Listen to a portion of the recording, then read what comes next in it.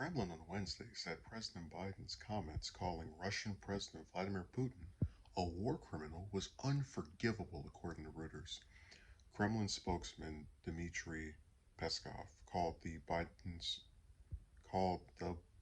man. I hate the Hill sometimes. They put the Biden statement as if they meant to say the administration, or whatever. They called the statement unacceptable and unforgiving rhetoric on the part of the head of state whose bombs have killed hundreds of thousands of people around the world, according to Russian state news agency TASS. Biden on Wednesday called Putin a war criminal for the first time, upping American rhetoric and jumping ahead of a legal process that can take years.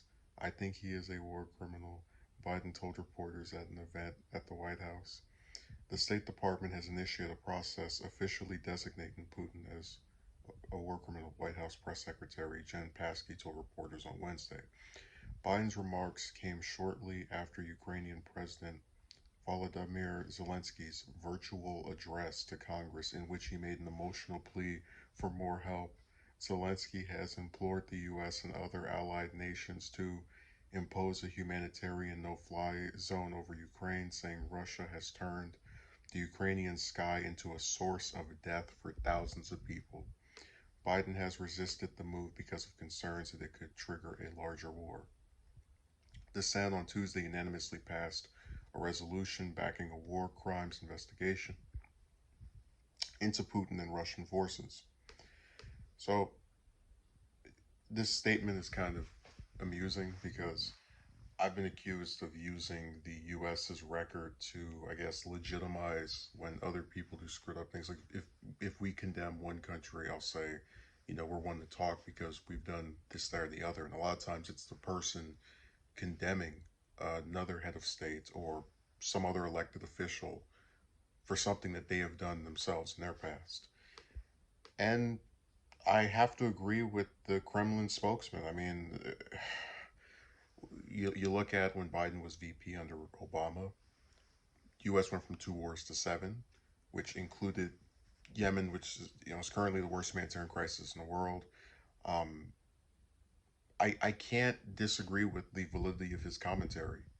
And it's very important when you remember that these people get on their high horses and have these select countries that they care oh so much about, the freedom of, but they're all right with destroying lives, if it's in the Middle East or in some other region that is not considered as important as other places. You look at Palestine, for example. We turn even if we're not directly in conflict with them, we're so pro the Israeli government, it's not even funny.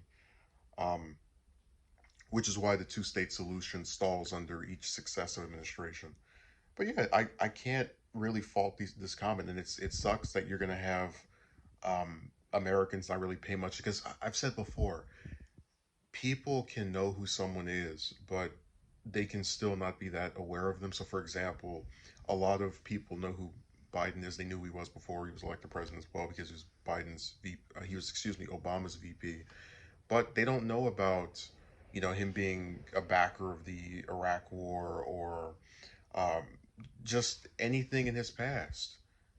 So, which includes the support for these different conflicts around the world that the spokesman is talking about. So this will most likely not even get any traction. You're just going to have people on Twitter and other websites saying that Biden's record is irrelevant, or not even they're not even really going to pay much attention to this comment because it's very indicative of what I do, where they say something or that's supposed to be condemning of this act of a lack of humanity, but then you look at their own record and they've done the exact same thing. You look at, you just give an example with Harris. Here's a person who talks about needing to protect Trump's whistleblower, and then when Snowden, one of the most prominent whistleblowers in U.S. history, gets in trouble, complete crickets.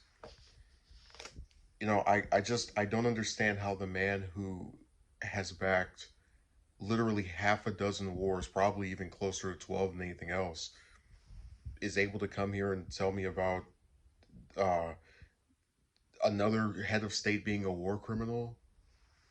It's like damn near the whole U.S. Senate is war criminals, all the conflicts They either vote to support or, without getting any type of legal authorization. It's a joke. These people don't have morals and they're inconsistent. And I'm glad the Russian government, even if they're bad as well, is calling them out for it.